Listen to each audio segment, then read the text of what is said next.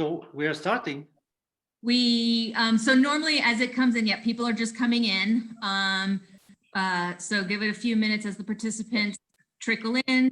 In the meantime, Just give me a sign when I start my intervention. No? Oh, Okay. so she'll call on me to introduce you, and then I'll say, okay, Cesar, take it away.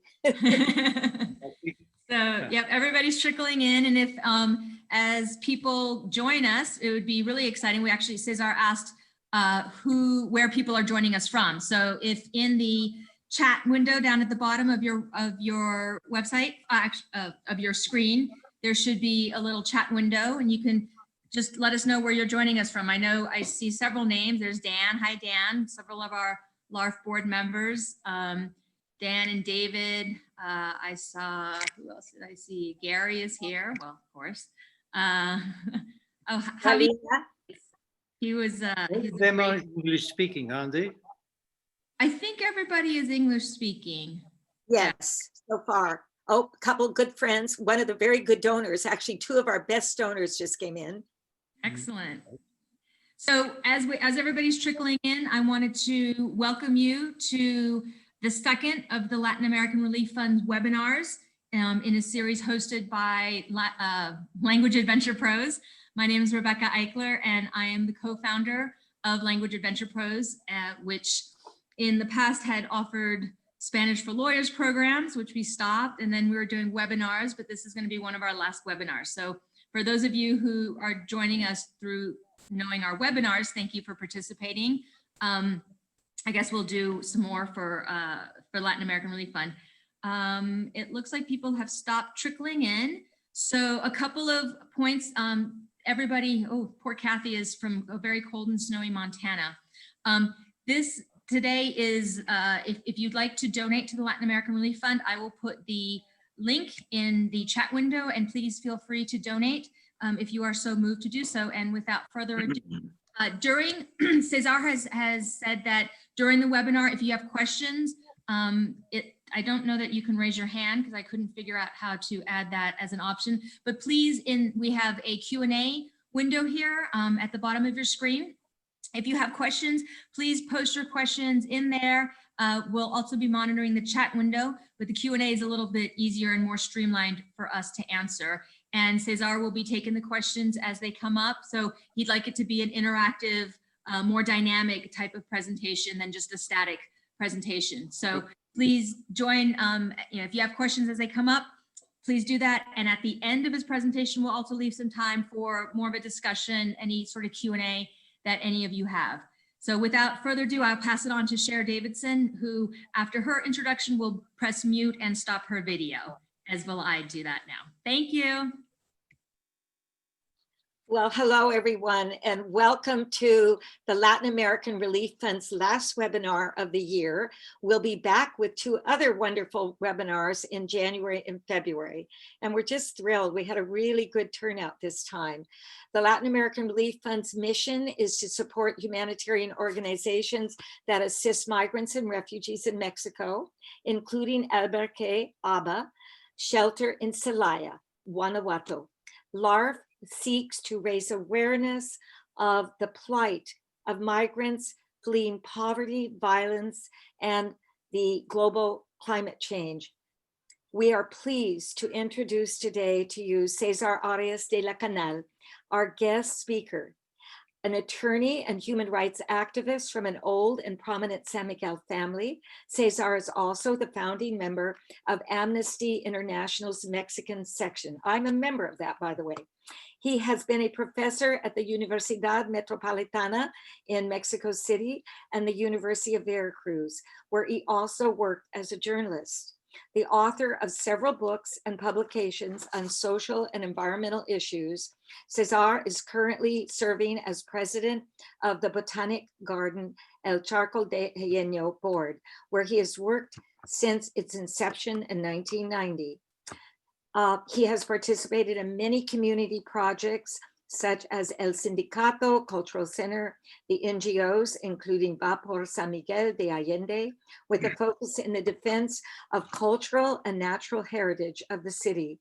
We all benefit from that, those of us who live in San Miguel. Cesar and his wife kindly hosted a post-lecture reception for Luis Urrea and interested participants last year as a fundraiser for Latin American Relief Fund. We are forever indebted to him for their kindness and their lovely and successful reception. Thank you so much and welcome, César Arias. Thank you very much, Sharon. I would like, first of all, to thank the Latin American Relief Fund for this invitation. I'm flattered to be invited. And at the same time, I'm glad to participate because I know it's one of the most beautiful activities for helping all these migrants that have to leave their places. And they have been doing a remarkable work. And I am glad to participate because maybe I think that I can help a little. So this activity has more support from donors and all kinds of supporters. So I also want to apologize if my English sometimes gets stuck because it's not my language. But and also to you to be patient because if you make questions, I might not get some of the sense of the questions. No, but anyhow, saying that, I would like to say that the migration phenomenon that we are living all over the world is something that we also have we have a contact with it in this region of Mexico, especially since this movement, this migrant movement has grown. Since I was a kid, I remember seeing many people in Guanajuato, as Michoacán and other states in Mexico, have been always an expulsion, migrant origin towards the United States and Canada, but it was always in a measured way. You know?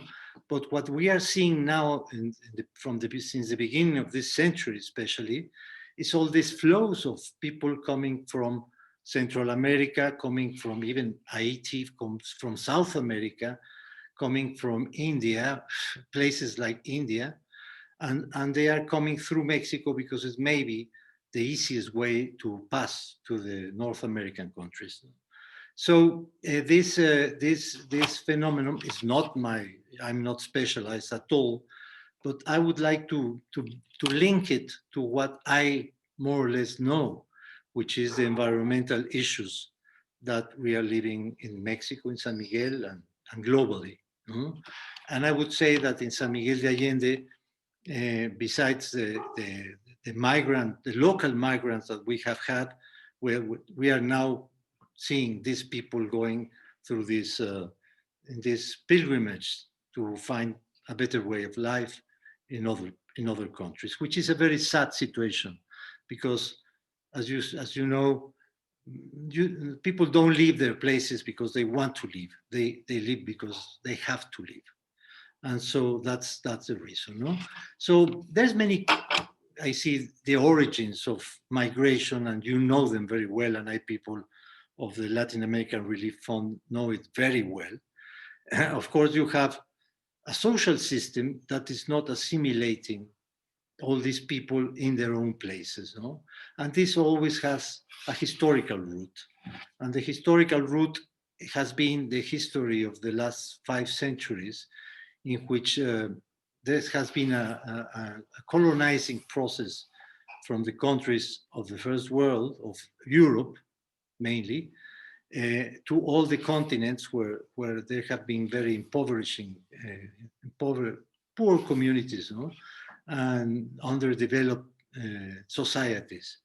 And so all this colonial process has created a very perverted relation between these countries who were the colonizers and those who were the colonized. And I'm talking in general about colonizing, including the conquest of Mexico, the conquest of all the countries of Latin America, and the slavery and other kinds of human exploitation. An exploitation that is not only towards the people, the humans, but also about the natural resources, which I wouldn't like to call them natural resources because already you have a connotation, but you would say the natural common goods of humanity, which is what nature gives us. So this phenomenon of migration, it has these historical origins and these social system origins of inequality that has generated a lot of poverty. But there's also a new element that is pushing hard for migration to grow. And those are the environmental situations that we are starting to live in this century. You know? I would call it like an environmental crisis that we are living now. That is not only the climate change, it has many other manifestations. No? I would say both in the global and the local levels. I would say that this environmental crisis, this environmental shock that we are living in the planet, we can see it in San Miguel. We can see it in every place that you are, because it's something that it spreads all over the world. No?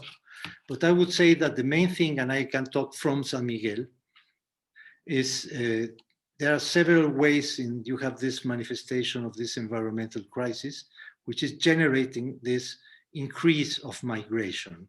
One is the destruction of the ecosystems. If I look here in San Miguel, for instance, if I look to the watershed, because that's a unity which makes us understand easily the basin, the watershed, is the basic water unity that makes us understand the dynamic of a society. And the destruction of the ecosystems in San Miguel, and as in many other places, has included also the division of the ecosystems, or the fragmentation of the ecosystems, has created a lot of consequences in many other aspects. One of them is water, for instance.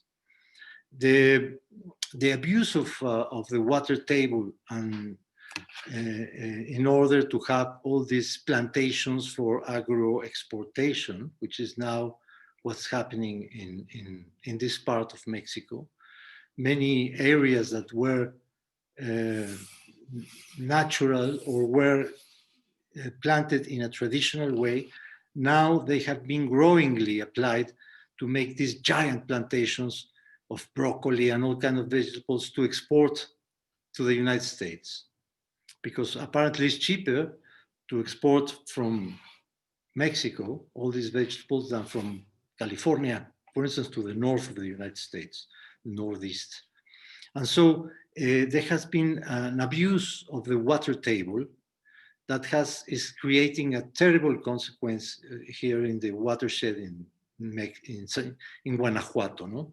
There's in the whole north of Guanajuato, there's an aquifer that we call Independencia Aquifer, which has been depleted for about 20, 40 years. And we have gone so far in drilling that now we are touching fossil layers of the earth beyond 200 meters, 300 meters. In that moment, you start to get some minerals. You get the water there is in touch with minerals such as fluoride, such as arsenic, that are really toxic for the human body and for the ecosystem too. And so this water, which has been drilled, is irrigating all these plantations and is used for human consumption. And so this is a consequence of a bad use of the ecosystem, of a bad use of the watershed. And so it is depleting all these water tables, and also is polluting it, not only with these minerals, but also in the superficial level, all these wastewaters from domestic use, from factories, from industrial areas, and even from the agrotoxic elements used in plantations are creating, all the water that is flowing in the rivers, in the brooks, in the arroyos, and retained in the reservoirs, is polluted by all these elements, no? So the water, which is a fundamental element of the ecosystem is being affected in a very negative way.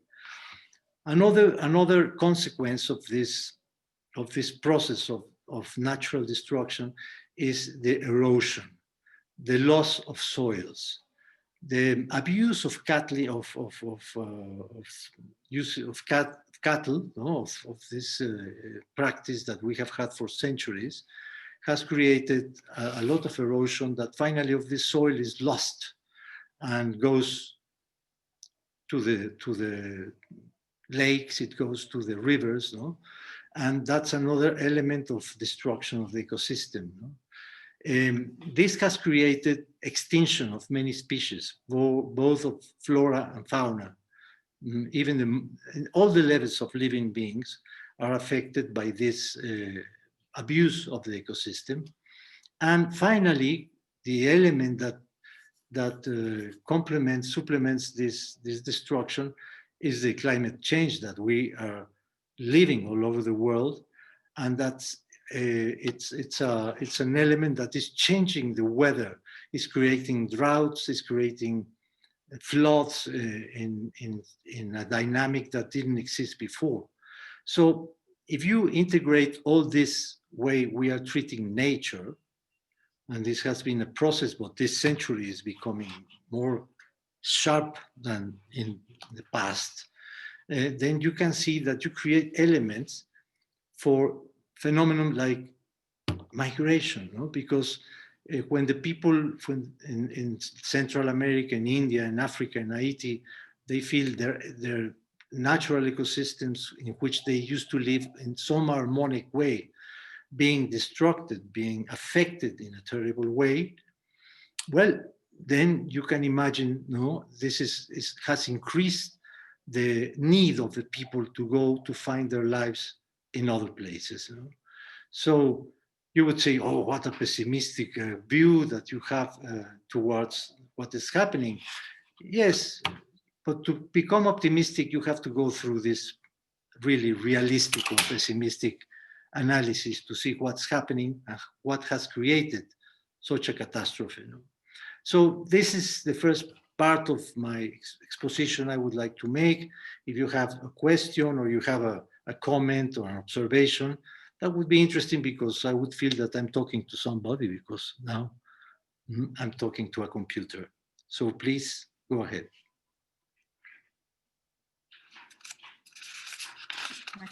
Get out of the screen. Hi, Cesar. My one comment was when the migrant caravan came through San Miguel a couple years ago, there was a lot of media attention, including the Weather Channel in the U.S. And I spoke to a couple of the reporters, the journalists, and I asked, you know, what is the Weather Channel doing here? Why are you covering this? You know, are you saying that it's a tsunami of people coming to the U.S.?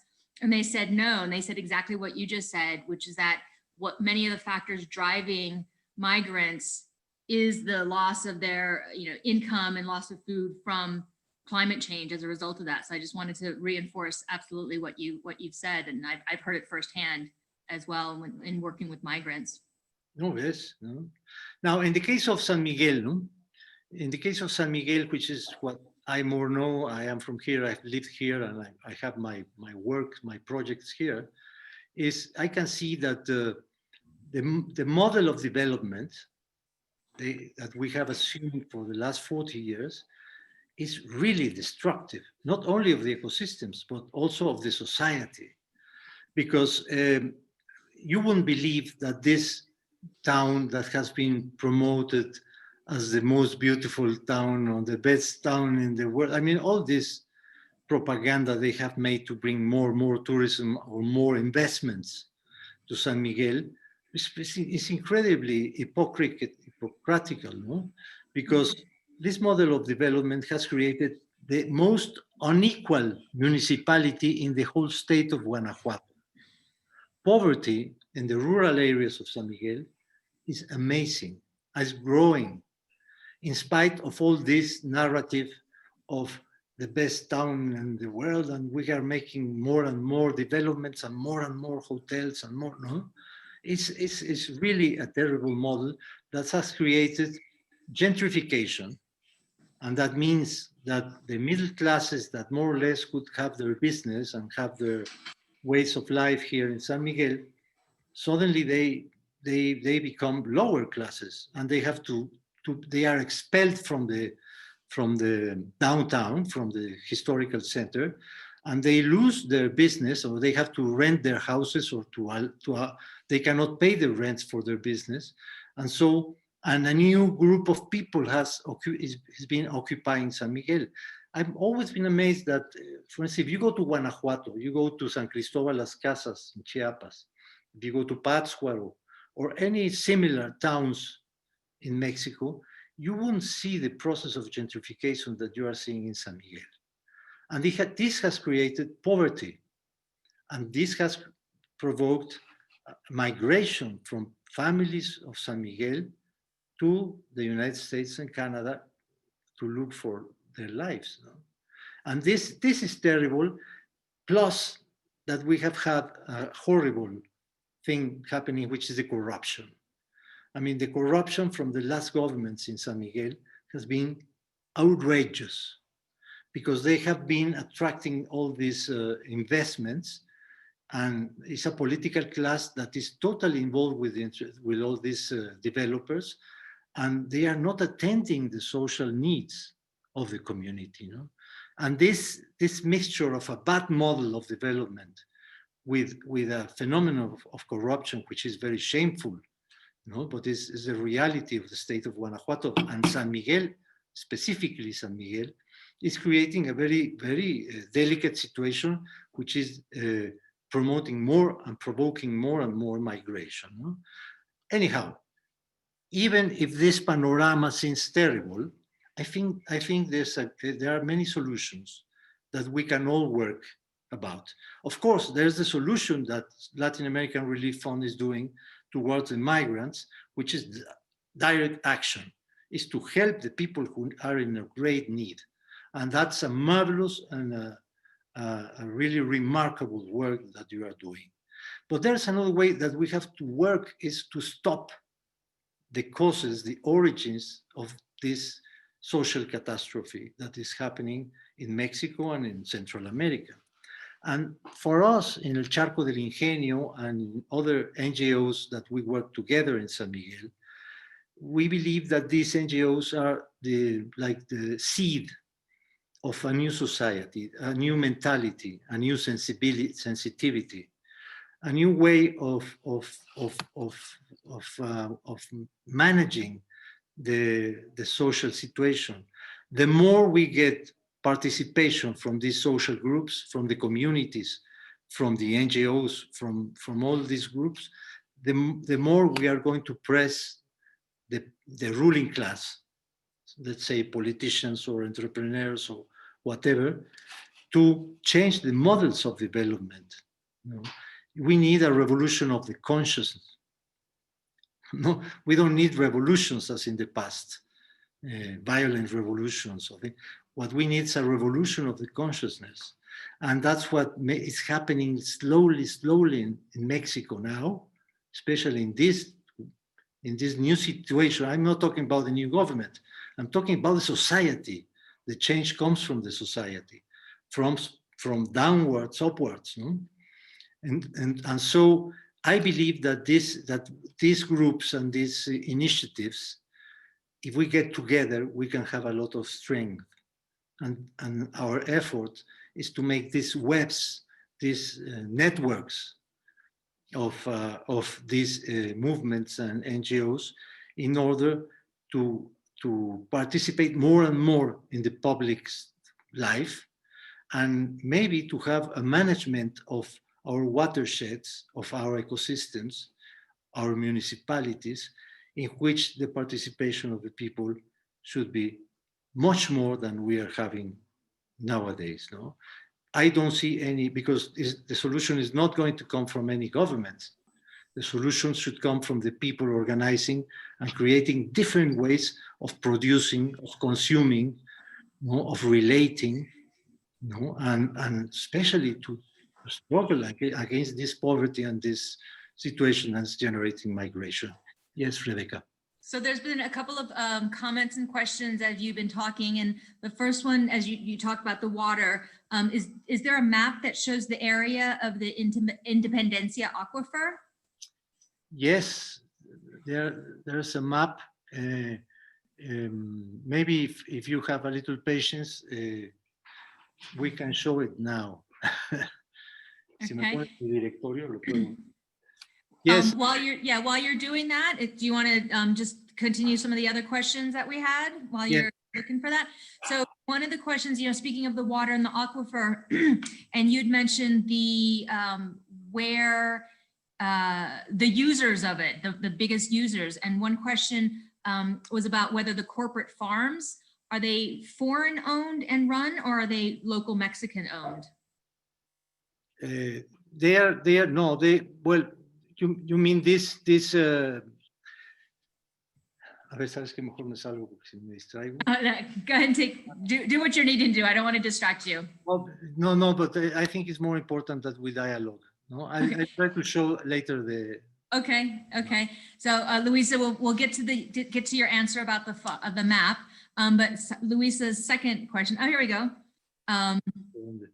If you repeat the question, please, Rebecca. Sure. The corporate farms that are using depleting the aquifer, are they foreign owned and run, or are they Mexican owned? They are both. There are these enormous, for instance, the Green Giant and things like that. Of course, they have their branches in Mexico, and also there's the great corporations like Syngenta, Monsanto, Bayer, who are selling all these Roundups and glyphosates. And there's a great business in Mexico. Now the actual government is starting to forbid the use of the glyphosate because it has been well known already by now that this is a very toxic element for human lives and for ecosystem. No? But there are both. Many Mexicans are, after the NAFTA agreement, there has been an increase in these plantations. About 85% of the water table goes to these plantations, to these kind of plantations, and they go straight to the United States, to New England and all this part. And so it's creating, in the one hand, it's a lack of water, and the other hand is the pollution through the fluoride and arsenic that is happening nowadays, and it's a very serious matter. No? So two other questions about the water usage. Kathy Siegner says in her visits to San Miguel, she's been concerned about the quality and quantity of surface water. She's also heard that wells are being drilled ever deeper in order to get water for housing developments. Do you think there's any chance that the city or the state will adopt regulations to limit how many houses and wells can be developed around San Miguel, especially, she says, I'm sorry, especially on land that could be used for agriculture or for other purposes that might benefit the average person?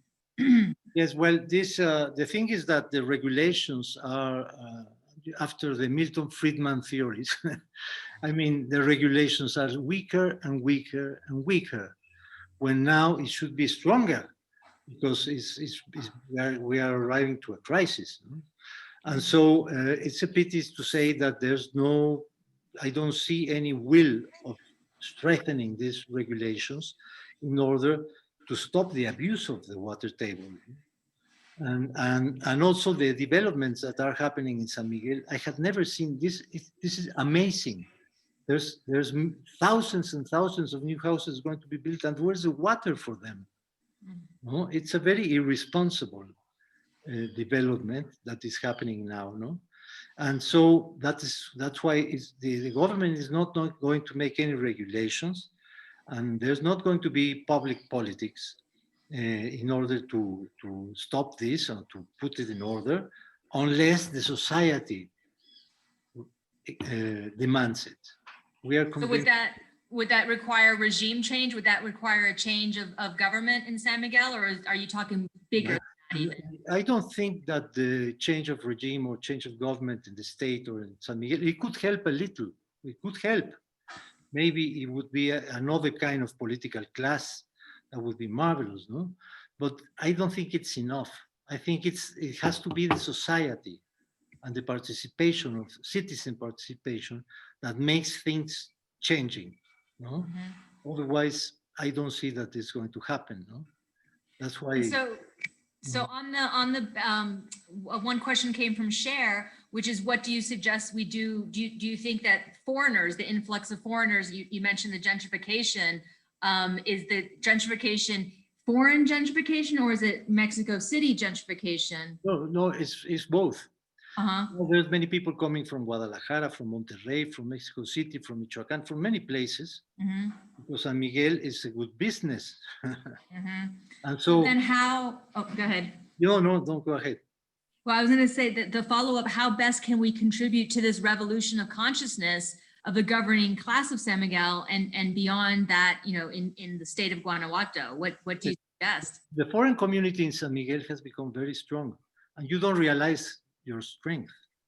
You see, they have always been trying to scare you with the Article 33 of the Constitution, saying that if you cannot get into politics, of course you cannot get into electoral politics. I mean, politics in the sense of interfering in votations, elections. No, that's forbidden for foreigners. But to care about water, to care about children, to care about migrants, to care about the ecosystems or the culture in San Miguel, you have no limitation. Our constitution allows you to participate perfectly well. But they are going to try to scare you saying, no, you cannot do it because they are going to expel you from the country. It's not true. Have you known about any single case of being expelled of a foreigner? Only criminals or people like that, but not people who are demanding for security or water. No. So you should not be scared about that. Wow, that's great. It's especially coming from a human rights lawyer, a Mexican human rights lawyer. Everybody says that we can participate and to use our voices. So absolutely, you have the right to do it according to our constitution. No? Excellent. Wow. It's like a paper tiger. No. Wow, that's revolutionary just hearing that. So thanks for that question, Cher. That's excellent to know. Follow-up question: are there local Mexican activists aware of this and who are organizing to police against police for better policies here in San Miguel? You mean? Can you repeat? Well, yeah. Cher Davidson says, are there local Mexican activists aware of this issue and who are organizing to peacefully protest to bring about better policies in regards to the environment? Yes, it's very stimulating to see all these young people from several social classes, different social classes, protesting about these matters that more and more have to do with water, with the rights of their urban development and the lack of opportunities. You see, it's very interesting because it's a new situation. It's not the classical NGOs that we have had in San Miguel, that they are more assistentialist. They are more a human rights movement in which they are demanding the rights of water and many other items. No? Actually, on that topic, to follow up, Maricela Daniel, joining us from Spain, says that a change in society requires education and access to information. Do you think the Mexican society has enough access to these things to generate the change to which you're referring? In the case of education, I don't think so, because our educational system, national or state of Guanajuato, is very deficient. And it's not, it has not evolved according to the social needs. It's my point of view. But from the point of view of information, I wouldn't say so, because now with the internet and all these networks that exist, more horizontal, and because we have been used to a vertical system of information coming from the corporations of television or newspapers, which normally are paid by the government. In Mexico, they are not independent. There are very few independent media. They are all linked with these corporations of interests.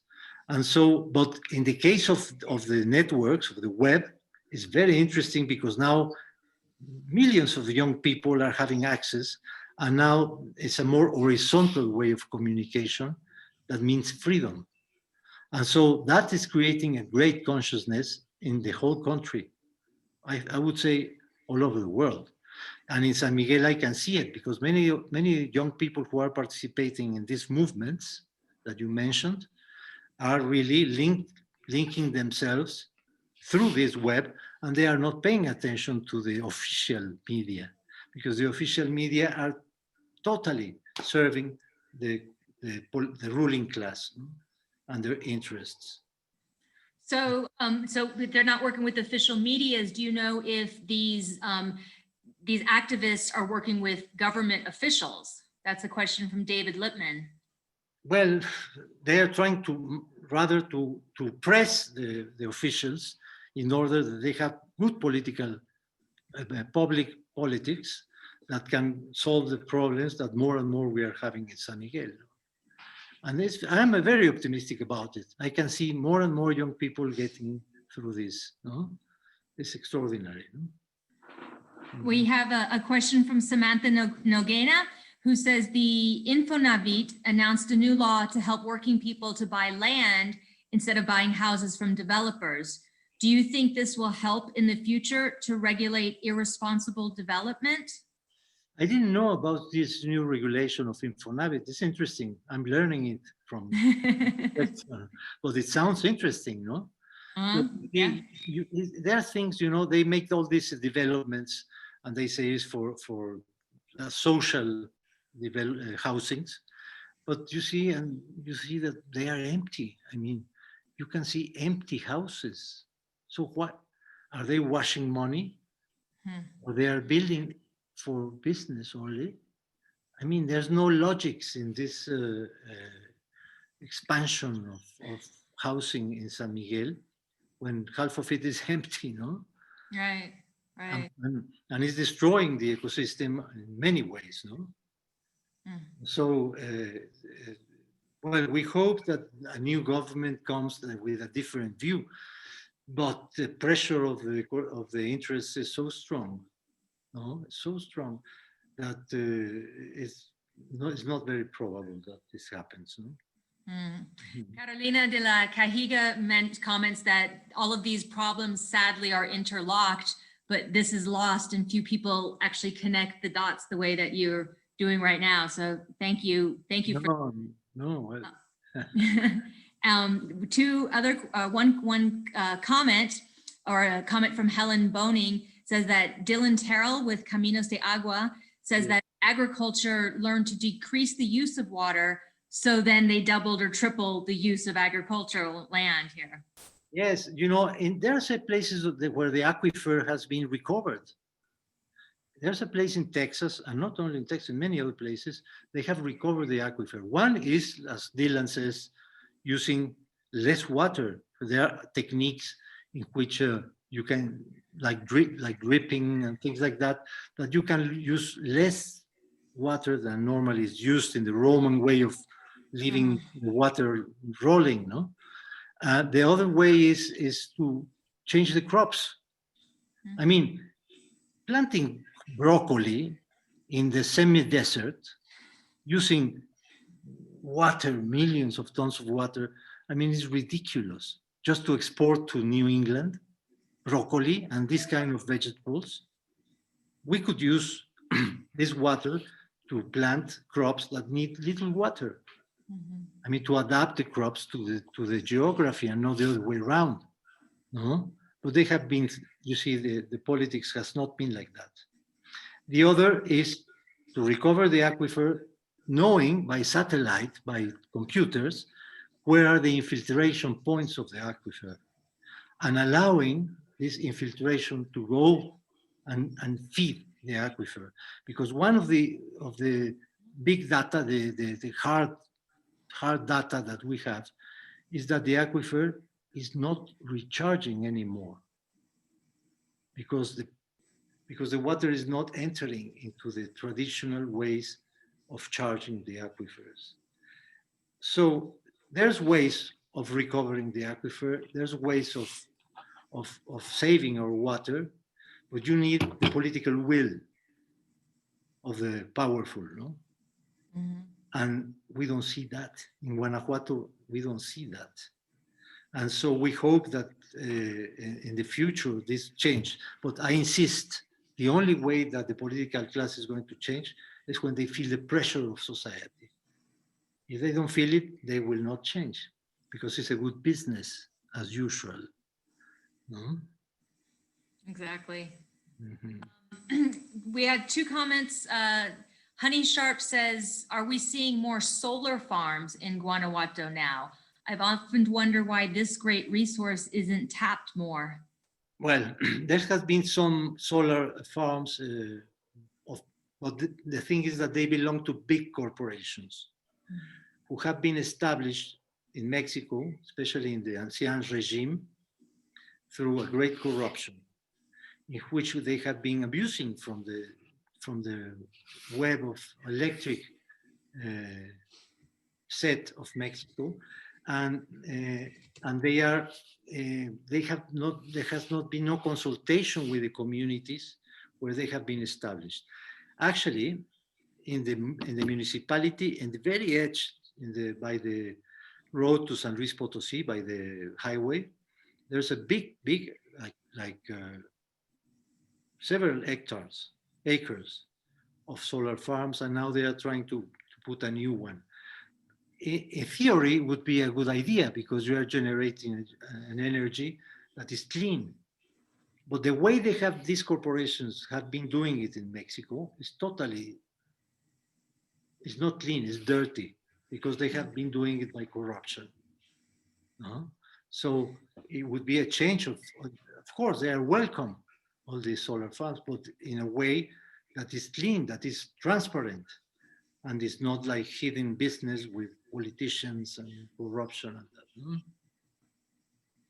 Thank you. And a comment from Carolina de la Cajiga. She says the Dutch people are the best in the world to produce more with less use of space and water.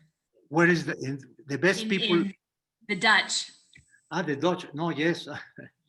No, yes. There are some European countries like the Netherlands and Denmark. Denmark is very interesting because Denmark is doing a real environmental revolution, in which they are changing their ways of transportation, their ways of life, and that's an optimistic point of view. No?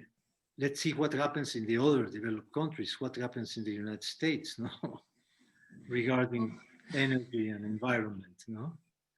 We'll see a lot after November 3rd.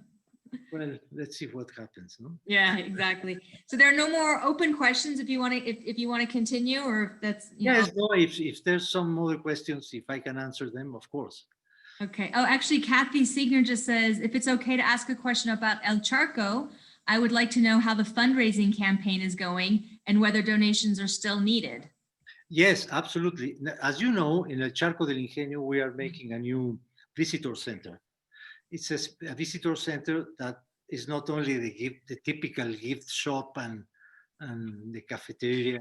No, it has a new pavilion, which is an environmental center, an interpretative center, which is like a little museum, which talks not only about El Charco del Ingenio, but the whole watershed, which El Charco del Ingenio is. And it's very interesting because it's a point of creating consciousness. And we are doing a great exhibit design with people who have experience in museums and with people who have experience in the theme of the ecosystem. And we are doing a beautiful work, and we require money. We require funds. And we would be very grateful if the community in San Miguel would help us to finish this environmental center. And we are almost, I think it's a matter of months, but we need those funds really, especially because with this COVID pandemic, we haven't had incomes for many months, and we have kept the whole staff El Charco. Wow. And so we are in a very critical situation, and we would love people to help us. And if people wanted to donate, how can they do that? Well, they go to the webpage of El Charco del Ingenio, and in the bottom there's a way of donating, or through San Miguel Community Foundation, who have been very helpful to El Charco del Ingenio as a foundation, and they can, with the tax deduction and everything, that is helpful for many donors. So if you do it through San Miguel Community Foundation, in the case of American Community, that would be very, very practical. Okay, excellent. So I didn't want to interrupt anything. If you have more comments, or if anybody else has any more questions, this has been very, very informative. I've learned a lot for sure.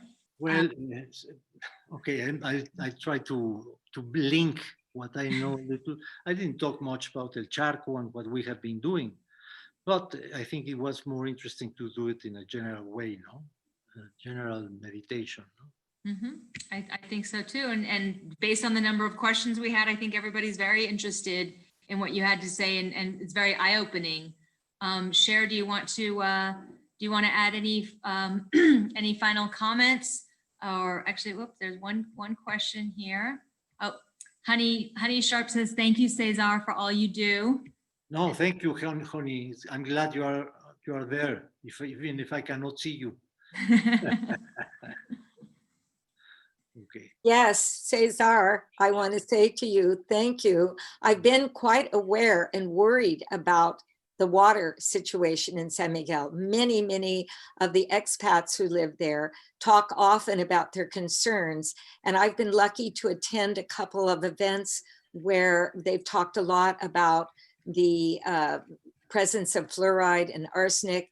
And I've visited a community in Dolores, a wonderful co-op community. I'm forgetting the name, that have been working on that for years to resolve the issue, because so many of the people in the campo, the children, are suffering from dental problems and very severe malformations. And of course, we sometimes take for granted in San Miguel, those of us who are expats who live there and buy purified water, we take for granted that everybody can do that. But in the campo, they can't. So they're drinking from the groundwater, and they're getting that very bad level of chemicals. Including this effort they have done to make cisterns to get the rainwater. Yes, yes. It's a beautiful initiative, and Caminos de Agua has been working a lot on it, and also the Rotaries and many other NGOs. Yes. The problem is what happens if it doesn't rain, like this year, that we had no rain this year. So the problem is more structural. You have to go to the roots, no? And the root is the bad management of water that is allowed and promoted by the governments, no? So that has to change. Overdevelopment, yes, the overdevelopment. And I sometimes feel that we would be doing a much greater favor for San Miguel, those of us who own homes there, if maybe we didn't own homes there and didn't put more pressure on the local people. Yes. Because of the water situation. And the last point I would say, you see, it's all right when you say, oh, I only use a little water in my shower. I don't wash my car only once a month. I feel my conscience is liberated, no? I mean, that doesn't work. I mean, it's all right to do that. It's all right to eat healthy, to eat the local things. It's all right, but it's not enough. No. It's necessary, the community organization, in order to press the people who is in the power to accomplish what the law says, no? And to change the public politics in order to save our natural goods, which is water, which is soil, which is ecosystems, which is species. No? It's not individual. It's a community work. I'm glad you reported that many of the young people have more consciousness now about this, and that they are the ones that, as we say all over the world, look at the wonderful young woman from Sweden who's Oh, yes. out against global climate change. This is their world. They're going to inherit. And Exactly. I'm thrilled to know that the young youth in San Miguel are getting more aware of the local problem of water. And I know we'll all join in to support them in protesting peacefully and to try to bring the local administration to the table to discuss this seriously. Yes, Nicholas that's it. wants to bring it to a close. Okay, well, thank you very much. And I want to insist that to support Latin American Relief Fund, because it's a beautiful work, and they are really helping specifically migrants who need it. Thank Thank you, you, César. César. Luisa Field, a very great supporter and dear friend of Albergue ABA and Latin American Relief Fund, seconds the thank you to you, César, for your informative talk, and especially for all the work you have done to preserve the nature and character of San Miguel. So thank you for that. And I just wanted to repeat Luisa's thank you. And we're all very grateful that you've been here today to inform us and to educate us on these issues. So thank you so much. Not at all. Thank you very much. And for everybody, oh, actually, just to let everybody know that we've recorded this. So if you missed it, if you want to rewatch it, the recording of today's webinar will be on the Latin American Relief Fund's website. And I have posted a couple times in the comments, and I'm posting it again. If you would like to make a donation to the Latin American Relief Fund, you can do so using the link provided in the comment section, or you can go to our website at latinamericanrelieffund.org. Cher, do you have any last minute? Well, I want to thank everybody who attended and all the wonderful people that continue to support Latin American Relief Fund. And I will be sharing in the newsletter, we as a board will be sharing some of the wonderful new projects, the way we're using those donations that are helping some of the migrants that are really living permanently right now during the pandemic. And so we've got some very exciting projects happening there. And so I just want to thank everybody for your continued support and for our wonderful board. And thank you so much, César. Not at all. Not at all. It's my pleasure. Thank you very much, everybody. See you Buenas next. tardes. Buenas tardes. Hasta luego. Hasta luego.